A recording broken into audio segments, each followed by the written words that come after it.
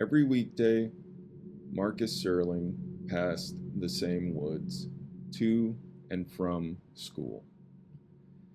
Today was no different, at least not at first.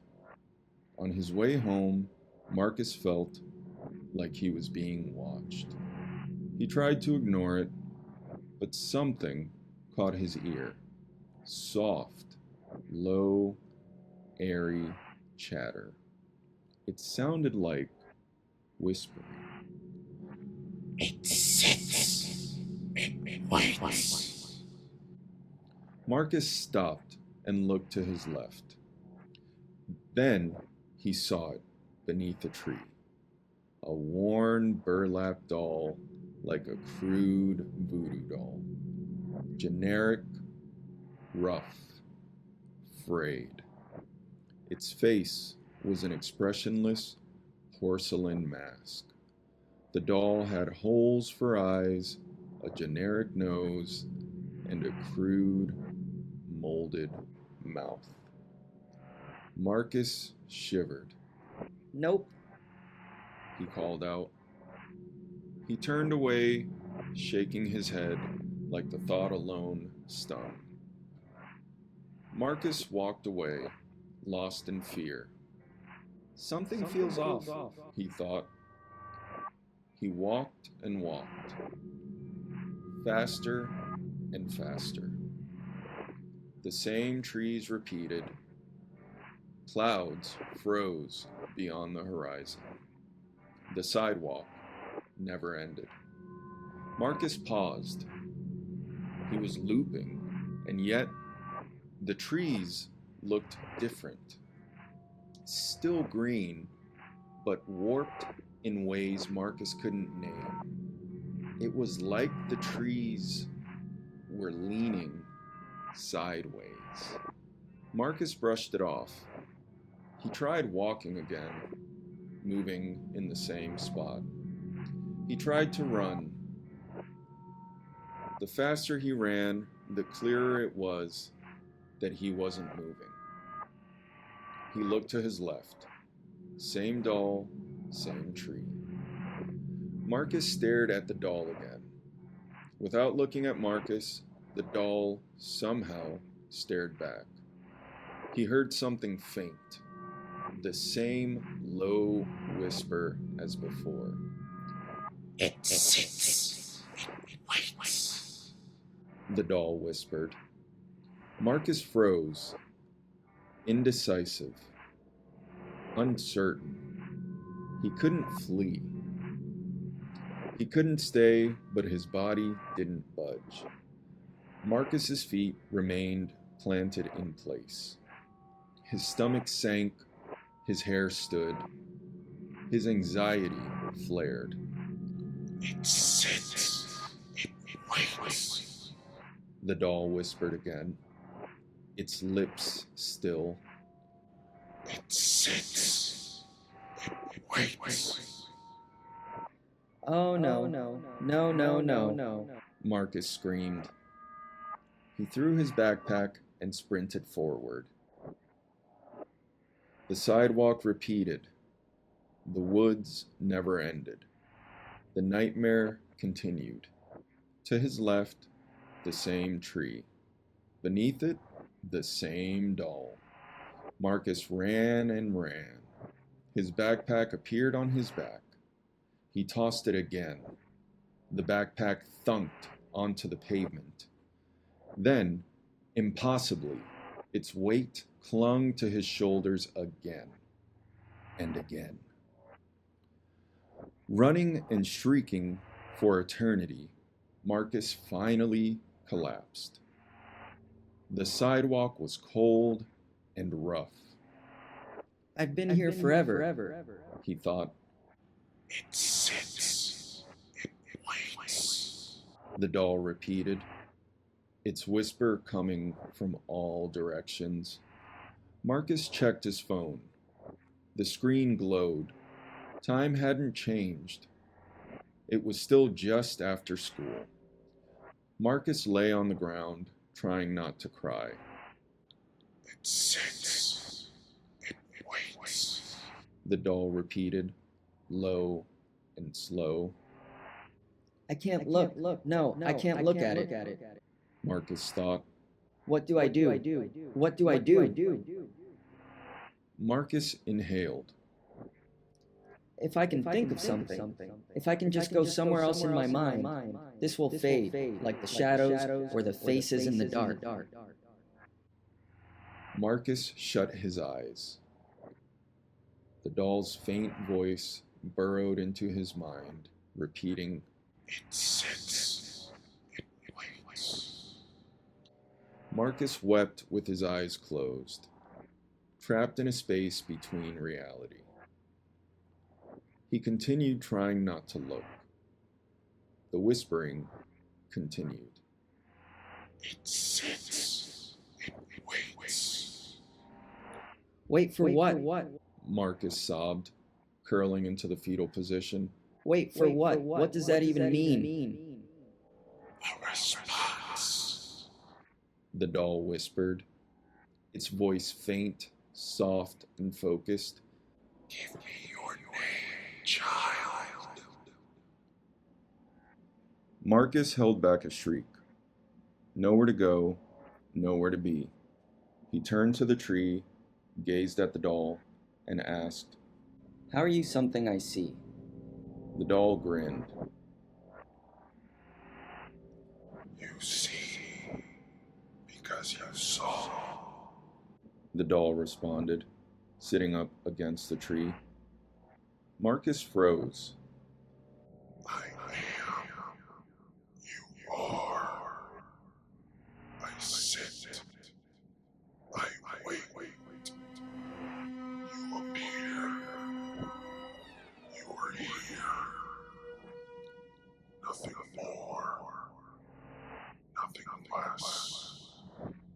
The doll said. Marcus gazed at its eyes. The holes were darker than black, but they weren't empty. Something gazed back. You didn't pick. I didn't choose. I sit. I wait. You went. You arrived. The doll said. Pressing himself up, Marcus asked, What are you? Who are you? He shuffled toward the doll, horrified, confused, and curious. A little one. The doll said. A little one called essence. Essence sits. Essence waits. For what? Marcus asked, several feet from Essence. Essence waits for essence. Nothing more. Nothing less. Nothing else. Marcus turned around and ran, but he was facing the tree again. Same tree, same doll, backpack on his back. Essence was in front of him. Marcus tried turning around a few more times. He was stuck in the same loop.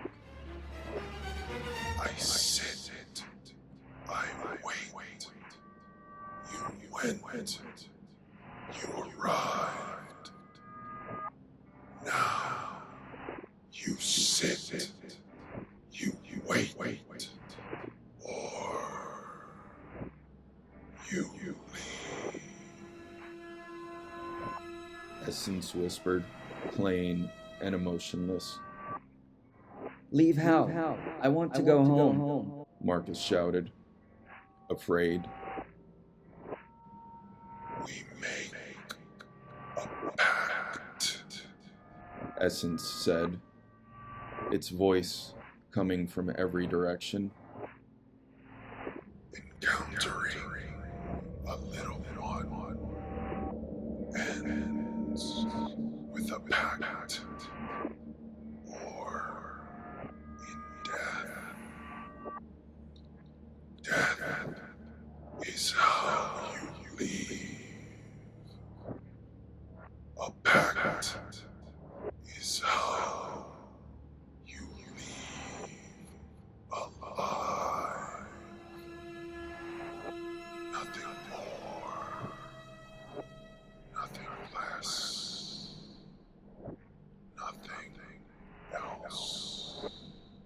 Marcus dropped to his knees, crying and frantic.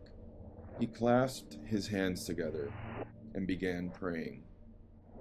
Father in heaven, hallowed. Little ones exist. Essence interrupted, indifferent. Not as demons, not as angels.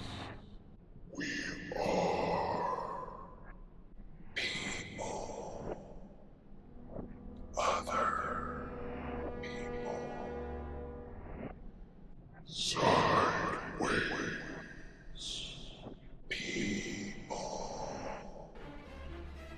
Essence whispered. I don't believe this, Marcus shouted, hysterical. I sit. I wait. You went. You arrived. We met. Essence said, whispering harder, sharper. Its face remained still, expressionless. Why me? Why is this happening? Marcus asked, afraid, concerned, and yet curious. I am. You are. I sat. I waited. You went. You arrived. We collided. We packed. You leave. You die. You leave. Essence stated. Little ones need food, sustenance. Essence eats essence. We pact. You feed essence. Your essence. It whispered. The essence of what? Marcus asked, terrified. Your strongest essence. Uncertainty. Essence said. Your life is long. We pact. We trade. I feed. You know. For a long time. Your entire life. No, what? Exactly. Marcus asked.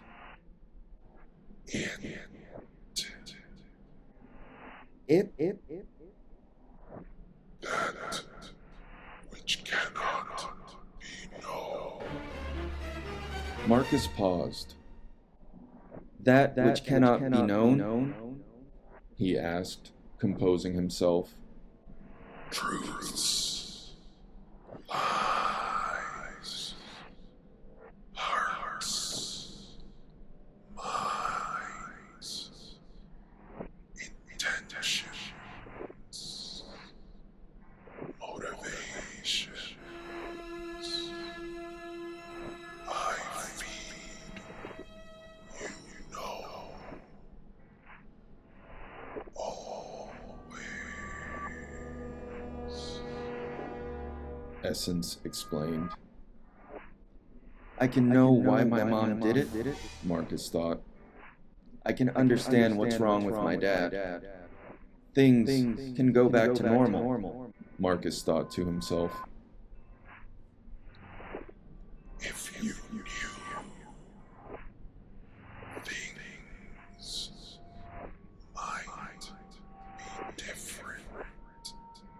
Essence whispered, responding to Marcus's thoughts and feelings. Marcus walked closer to Essence. The trade isn't my soul. This thing isn't a demon, he thought. Marcus sat in front of Essence and stared at it. Then, Marcus noticed something. Essence's eyes weren't empty. They weren't holes. They were black with blacker pupils. It's looking at me. A person? A sideways person? Marcus thought, looking at Essence. I will know. I could solve it. Essence looked through Marcus, sitting, waiting. Marcus sighed. My mom was normal, he began. She was normal, he said, clutching his knees. She was bright, sunny, alive, normal. But then Essence sat. Essence waited. Then one day she started kneeling in a corner of our old house. She was pale. Her skin was cold. She didn't eat. She didn't sleep. Marcus said, sighing. She just knelt in front of a corner, staring at the ground, whispering, "The plot calls."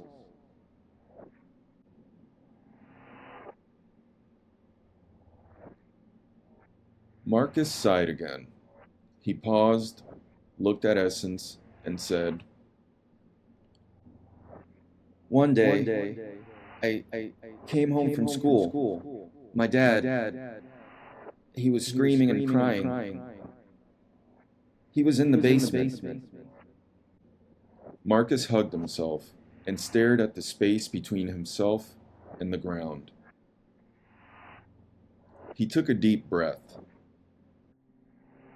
I ran downstairs, he said, his voice sounding far away. My dad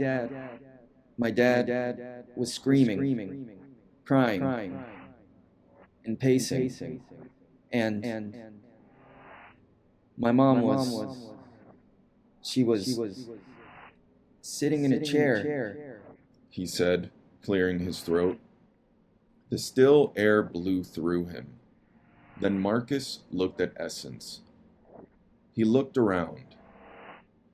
The angled, jagged trees, the distorted clouds, the meaninglessness that stretched beyond the horizon. There was sunlight, yet no sun. He felt the air, yet there was no breeze. He was an empty hole, masquerading as a human.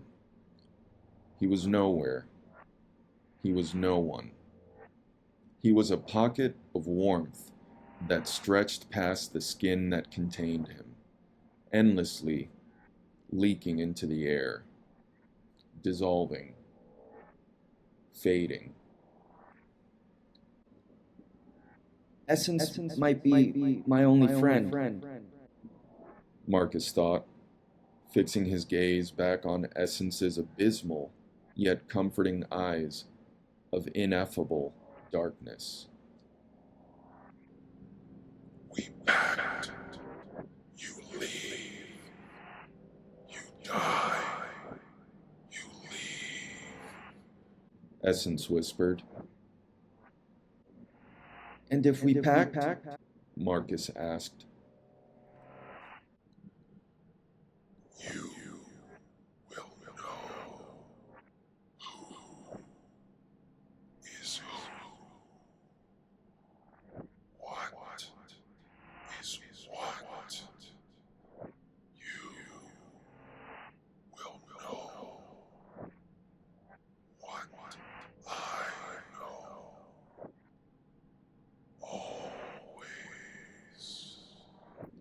Essence whispered.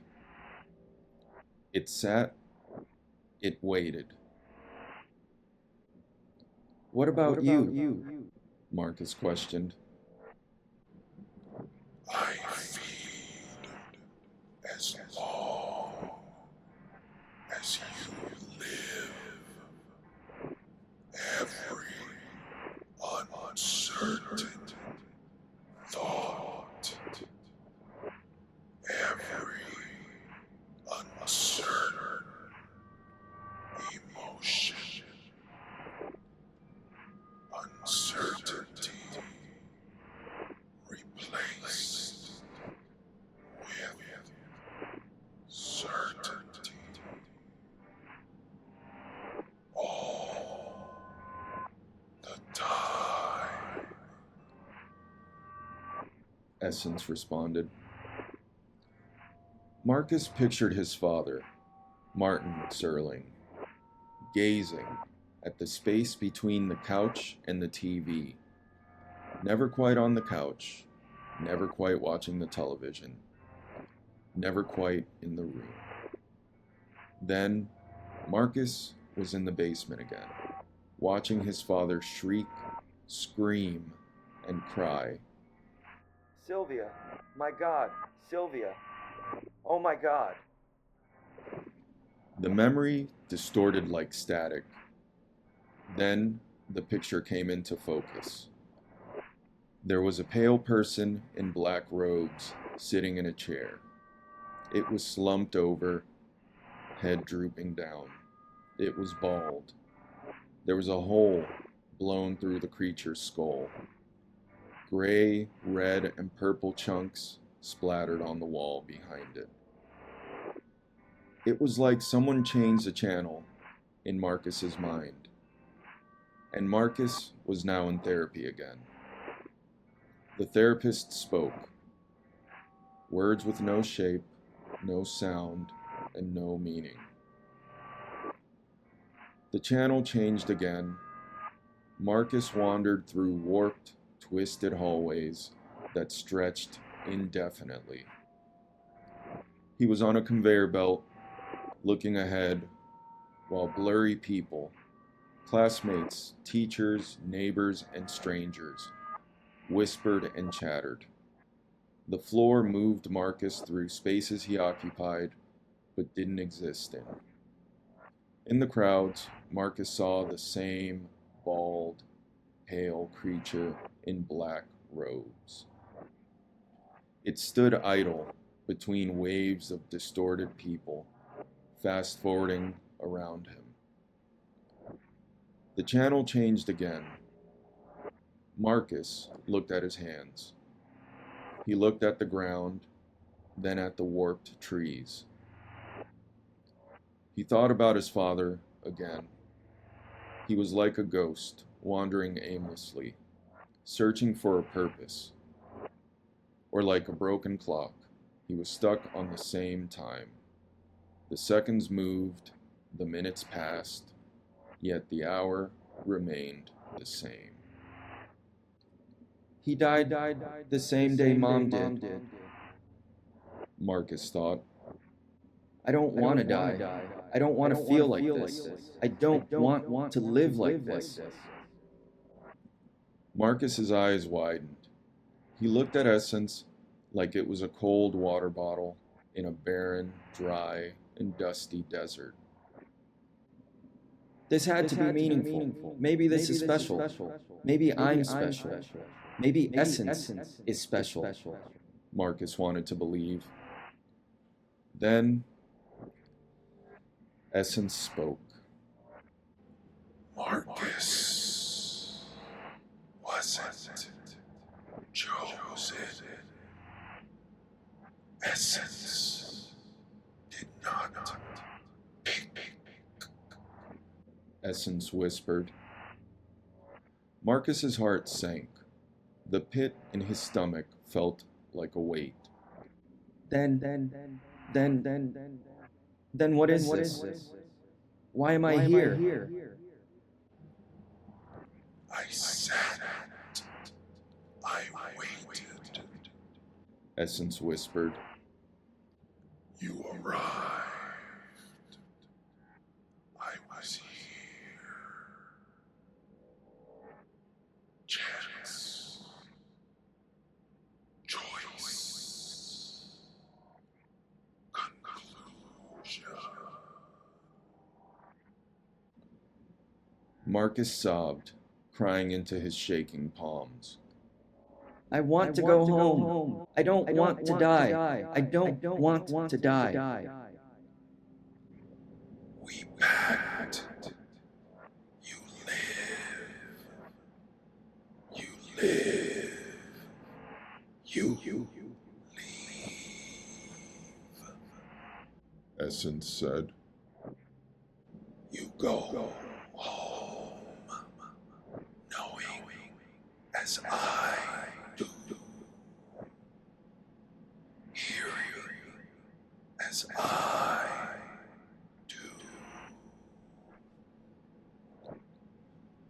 Every sound, every soul, every lie, every truth, every time, all the time, as long as you live.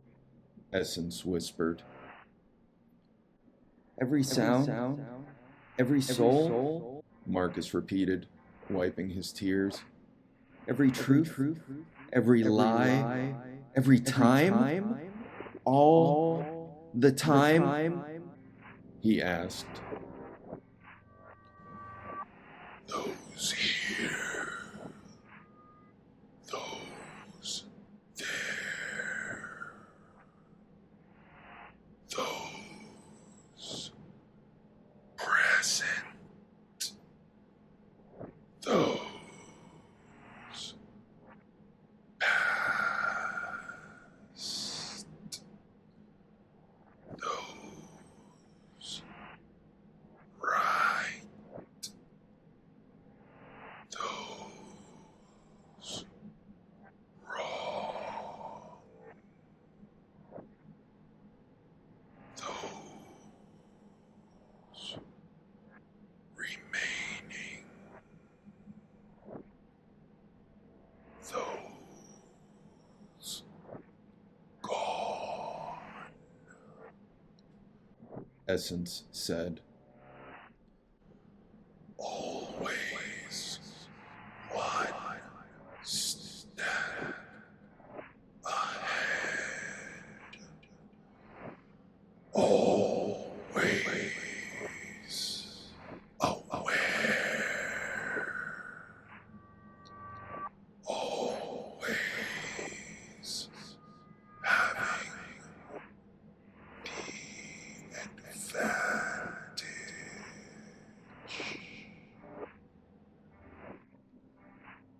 I don't want to be ahead. I don't care about advantages. Marcus screamed. I want to be safe. I want to go home. I want my dad to eat. Essence tilted its head. Pact. We trade. Essence eats. Marcus lives. It said. Marcus sighed. The knot in his stomach turned to nausea. He felt sick, I'd rather die. Marcus thought. Essence grinned. It looked at Marcus. Time does not exist here. It does not come. It does not go.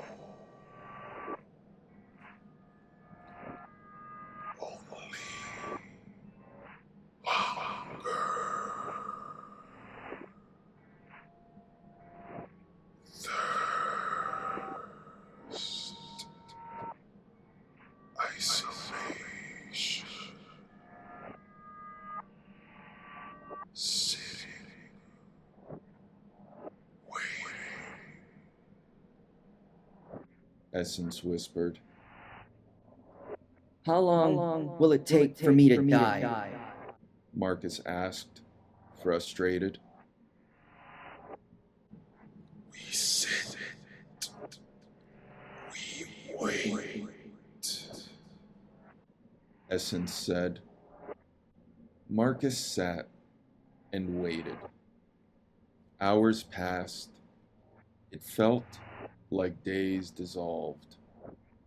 Weeks warped into months, and months faded into the abyss of Essence's eyes.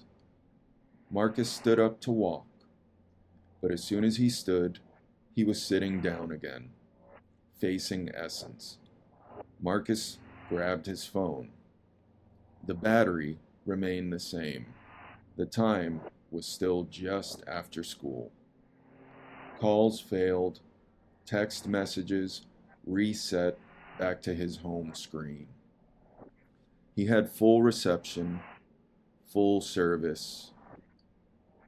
He tried loading a web page. It froze. The screen reset. He threw his phone. It was back in his pocket. Marcus repeated every action he could think of. Clouds didn't move. Birds didn't chirp. The breeze didn't blow. Cars didn't pass. There was silence. There was essence. And there were Marcus's racing thoughts. Essence sat there, waiting. How long has Essence been waiting here? Marcus thought, feeling a strange concern for the creature. He looked at Essence. Essence looked back. It didn't respond. Essence sat. Essence waited. How do we pact? Marcus finally asked.